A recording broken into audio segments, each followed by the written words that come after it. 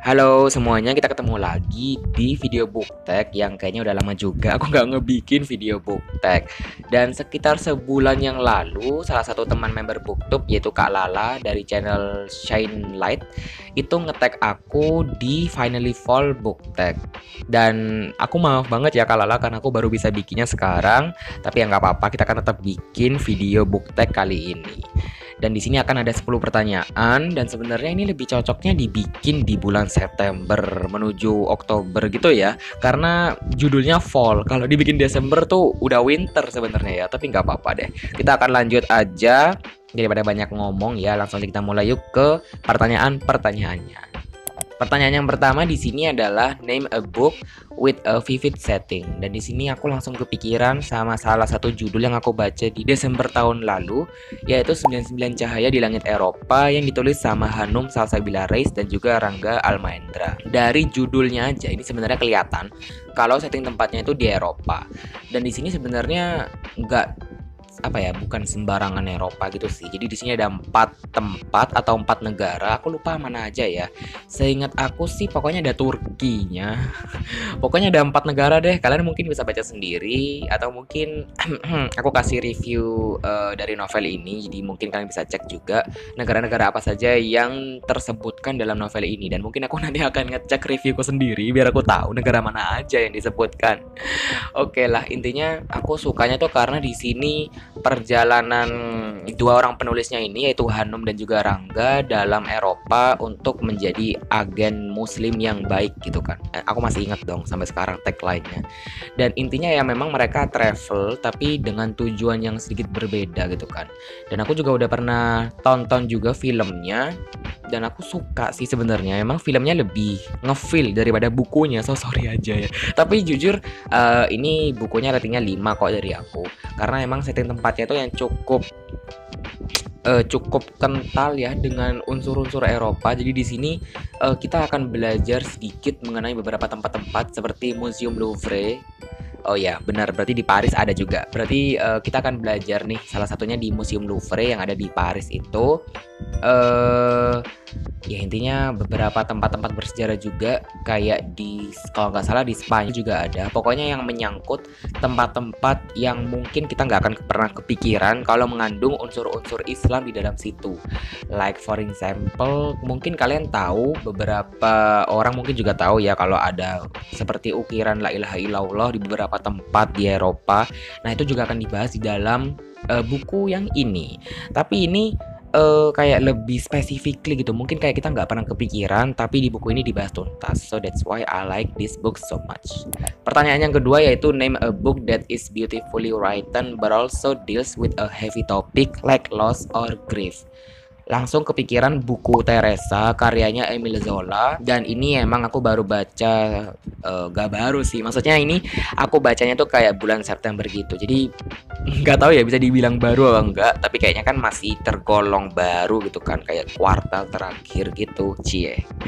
Ya intinya ini sebenarnya di awal-awal kita akan disuguhkan oleh keindahan kota Paris, enggak sih, aku lupa. Pokoknya settingnya tuh kayak di Perancis, karena emang mungkin penulisnya orang Perancis ya. Jadi ya setting tempatnya di Perancis. Kita akan disuguhkan dengan kota kecil gitu yang dimana akan ada tokoh-tokohnya gitulah ya. Ya intinya kayak gitu. Tapi di bagian semakin ke belakang itu kenapa kok berubah gitu loh, kayak makin dark gitu. Karena di sini akan ada tokoh-tokoh yang kehilangan dan juga mereka akan bersangkutan dengan rasa bersalah dan juga rasa dihantui gitulah ya. Jadi kayak makin lama makin absurd, makin dark, makin creepy juga, bahkan sampai ending tuh kayak what, kayak gitu. Jadi ya ini sih menurut aku buku yang penulisannya bagus, tapi topiknya gila. Cukup berat juga. Pertanyaannya nomor 3 yaitu adalah share a non-fiction book that taught you something new.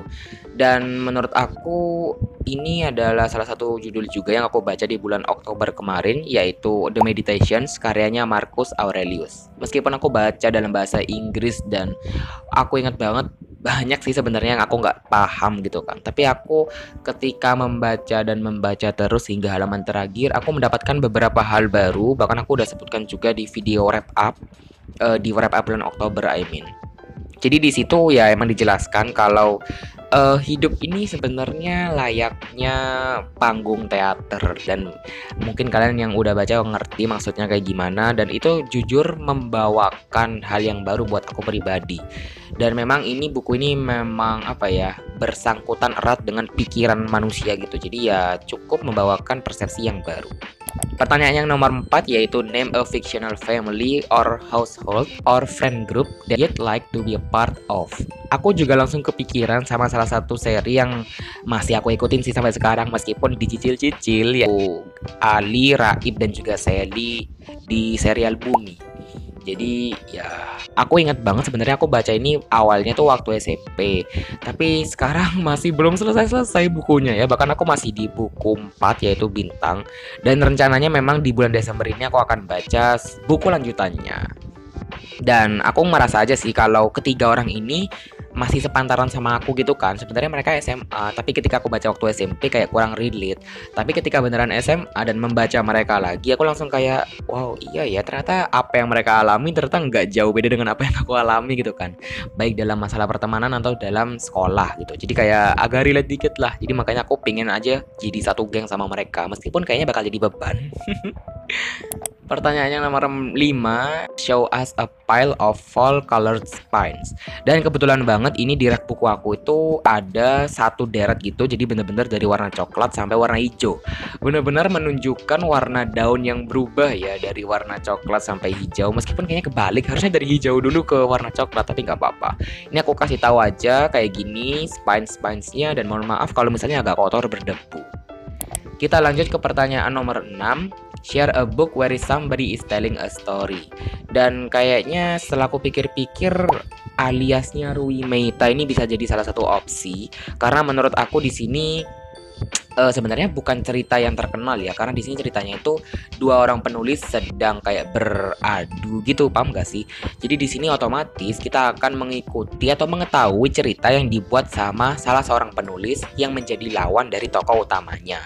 Jadi ya kayaknya itu sih menurut aku ya, karena aku setelah pikir-pikir kayaknya nggak nemu deh buku yang berisi cerita lain atau cerita yang kita kenal gitu.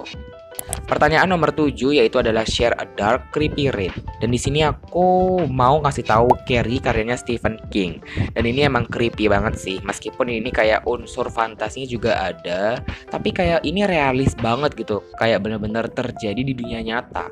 Apalagi setelah kita lihat filmnya juga kayak cukup wow. Cukup berdarah-darah ya guys. Jadi ya kayak agak ngeri-ngeri dikit. Jadi kayak merindingnya iya, ngeri iya, pokoknya kayak aku gila deh. Pokoknya kalau membayangkan novel ini kayak ini yang creepy tuh kayak gini gitu loh. Dan mungkin kalian bisa cek secara lengkapnya di video review yang memang membahas tentang novel Carrie yang ini. Dan aku udah pernah bikin juga kok, jadi nanti aku akan taruh di kolom deskripsi untuk lebih jelasnya. Pertanyaan yang nomor 8 yaitu name a short heartwarming read that could ramp up somebody's cold and rainy day. Di sini aku akan memberikan rekomendasi yaitu komik yang berjudul Family yang volume keempat yang ditulis oleh Taiko Watanabe. Kenapa aku specifically banget nyebut yang volume keempat? Karena emang aku baru baca yang volume keempat ini. Jadi kalau kamu punya kesempatan buat baca yang volume 1, boleh banget buat dibaca ya. Tapi kalau menurut aku dari yang volume keempat ini memang cukup heartwarming, meskipun ceritanya tuh kayak agak aneh, agak ada potongan-potongan yang aku nggak ngerti ini kemana arahnya gitu kan.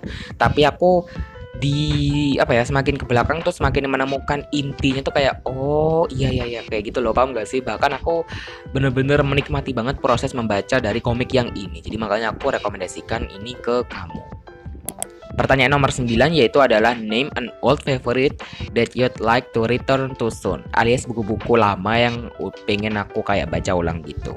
Dan aku kayaknya tiba-tiba kepikiran sama Lockwood & Co series yang ditulis sama Jonathan Stroud. Meskipun aku baru baca volume pertama alias buku pertamanya ya, tapi ya aku pengen tahu aja lanjutannya tuh kayak gimana. Apalagi setelah aku pikir-pikir kayaknya pertemanan di Lockwood & Co ini cukup oke juga lah ya.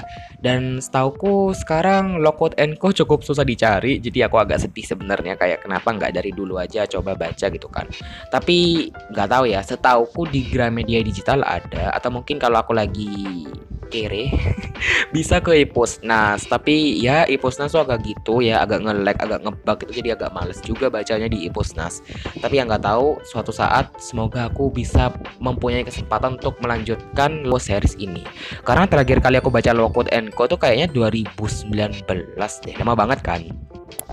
Pertanyaan terakhir di book tag ini yaitu share your favorite cozy reading accessories.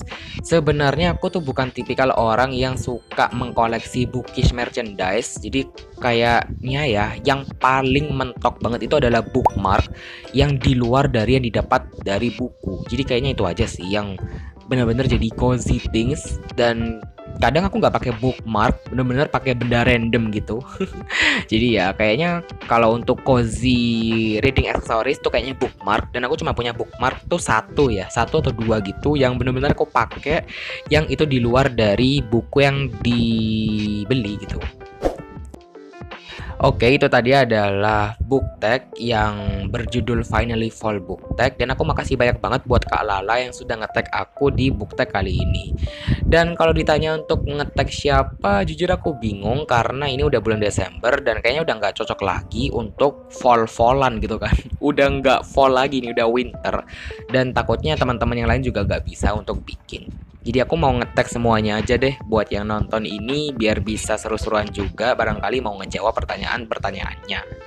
Aku akhiri dulu videonya sampai sini, and I'll see you on the next one. Bye.